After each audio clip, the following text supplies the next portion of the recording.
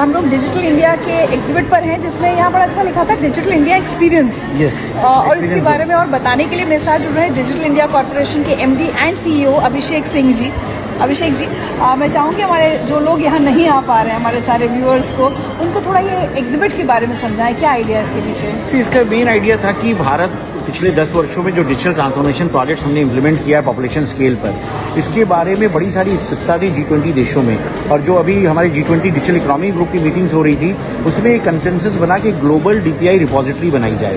तो उसके बारे में लोग देखना चाहते थे। जब G20 लीडर समिट के लिए सारी दुनिया के जो गेस्ट हैं हमारे आए हैं, कंट्री रिप्रेजेंटेटिव्स आए हैं, लीडर्स आए हैं, मीडिया आई है, तो हमने सोचा क्यों ना हम एक इमर्सिव एक्सपीरियंस जोन बनाएं जिसमें कि लोग आके एक्सपीरियंस कर पाएं कि यूपीआई कैसे काम करता है, ई संजीवनी कैसे काम करता है, दीक्षा क्या है, भाषिनी क्या है, जिसमें लोग आके खुद भी देख पाएं। अदरवाइज डिजिटल पेमेंट्स लोग सोचते थे कैसे भारत कहता है कि 1 रुपये या 2 रुपये का भी ट्रांजैक्शन रियल टाइम में हो जाता है विदाउट नोइंग अकाउंट नंबर और IFSC कोड। हम बस एक यूपीआई कोड या मोबाइल नंबर जानते हैं, खट से कर देते हैं। और हमारे यहाँ गरीब से गरीब व्यक्ति जो ठेला लगाता है या सड़क किनारे बैठता है वो भी कर लेता है। ट्रस्ट इतना है सिस्टम में, और जब मैसेज आता है कि आ गया तो मान लेते लोग कि बैंक अकाउंट में आ गया। मैं एक मंदिर में 5 रुपए का, मतलब सबसे कम अमाउंट मैंने 5 रुपए का वो किया हुआ, यूपीआई यूज किया हुआ है। नहीं, और हर जगह हुआ। और इनफैक्ट एक ठेले वाले ने, चाट वाले ने मुझे बताया कि जो एक बॉक्स, जो पेटीएम बॉक्स जिसको हम कहते हैं, जिसमें साउंड आता है कि 20 रुपये प्राप्त हुए, तो वो कह रहा था इससे मेरे को बेनिफिट ये होती है कि पहले जब मैं पानी पूरी बेचता था तो मुझे 4 मिनट लगते थे पानी पूरी खिलाने में, और मुझे 2 मिनट लगता था कैश ट्रांजैक्शन करने में। तो अब क्या है, वो आवाज आती है तो मुझे पता चल जाता है, तो मैं अपना काम करता रहता हूँ और मुझे पैसा आता है, तो उसकी एफिशिएंसी 50% बढ़ गई। तो ये सब जो टेक्नोलॉजीज है, ये हर व्यक्ति को बेनिफिट करता है।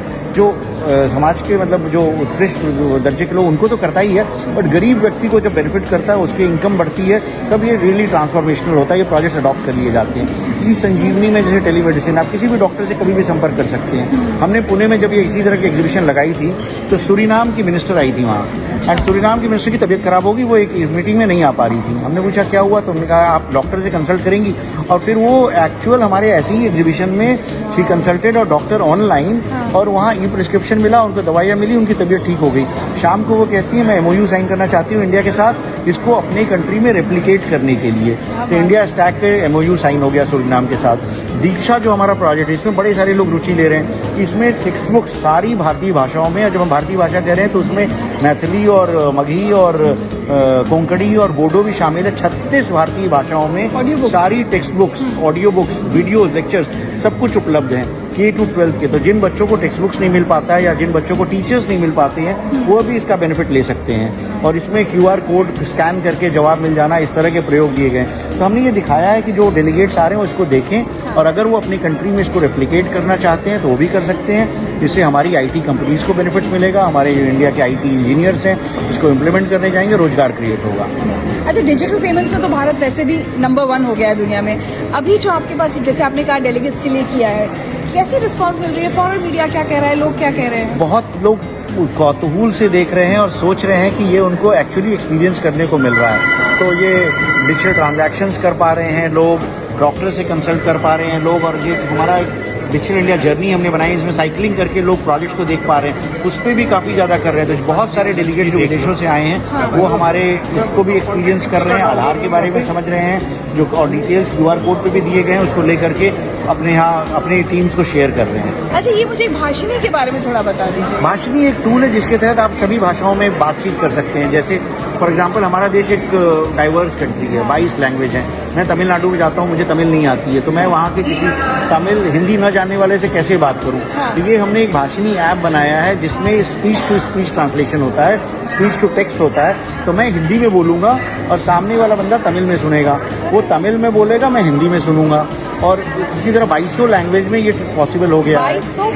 2200 भाषाओं में ये बनाया गया है, ट्रांसलेशन हो सकता है, और हमको बस बोलना है और वो इमीडिएट ट्रांसलेट हो जाता है। और साथ में G20 के लिए हमने G20 की भाषाओं को भी इंटीग्रेट कर लिया है, जैसे इंडोनेशियन है, जापानीज है, स्पेनिश, फ्रेंच, रशियन।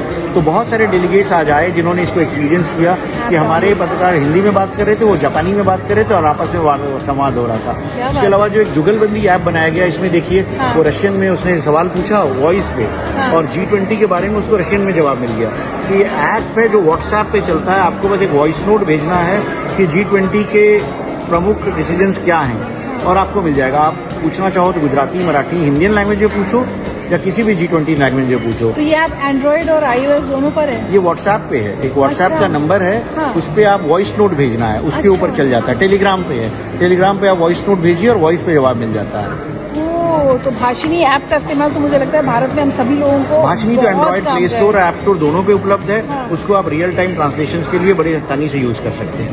क्या बात है। तो अभी सारे व्यूअर्स को आप आज अभिषेक जी क्या कहना चाहेंगे, हमारे जो अभी सिर्फ वर्चुअली इस सबको देख रहे हैं एग्जिबिट को? मैं बस यही कहना चाहूंगा कि जो G20 का थीम है, one worth, one family, one future, और अगर हमको पूरे दुनिया को जोड़ना है तो डिजिटल टेक्नोलॉजीज इसमें एक अहम रोल प्ले करेंगी टू यूनाइट द वर्ल्ड। और जैसे हम कहते हैं ग्लोबल विलेज, तो अगर हमको वन अर्थ, वन फैमिली और वन फ्यूचर को चरितार्थ करना है तो digital transformation projects will play a big role in helping to achieve this. और इसमें बहुत इंपॉर्टेंट बात है कि भारत इसमें बहुत एक लीडर वाला रोल फॉलो कर रहा है, ना कि फॉलोअर वाला। नहीं, इसमें इनफैक्ट सारे दुनिया के लोग जानते हैं कि हमारे यहाँ जैसे फॉर एग्जांपल कोविड का वैक्सीनेशन हुआ, तो डिजिटल हुआ पूरा, सारे लोगों को सर्टिफिकेट्स मिल गए। और अगर हम नहीं करते तो 100 करोड़ के देश में लोगों को याद दिलाना कि कौन सा वैक्सीन लिया था, कोविशील्ड लिया था, कोवैक्सीन लिया था, और अगला डोज 28 दिन के बाद लेना है कि 84 दिन के बाद लेना है, लोग भूल जाते। हमें याद नहीं रहता पिछले हफ्ते मैंने कौन सी एंटीबायोटिक खाई थी और कितनी खुराक खानी है। तो वो डिजिटल होने की वजह से वो संभव हो पाया। तो अब उसको हम यूनिवर्सल वैक्सीनेशन प्लेटफॉर्म बना रहे हैं कि बच्चों को जो BCG, पोलियो, टेटनस, DPT और मीजल्स, रूबेला के टीके दिए जाते हैं, उसका भी डिजिटल रिकॉर्ड बन जाए। तो उसको यूविन के नाम से बन रहा है। तो कल को ये सॉल्यूशन जो है वो पूरा विश्व अडॉप्ट करेगा। और अफ्रीकन यूनियन आज G20 को ज्वाइन किया है, तो अफ्रीका के देश, एशिया के देश, उनमें भी बड़ी उत्सुकता है इस तरह के सॉल्यूशंस को अडॉप्ट करने के लिए। Thank you so much Abhishek ji, thank बात यू। करते हैं।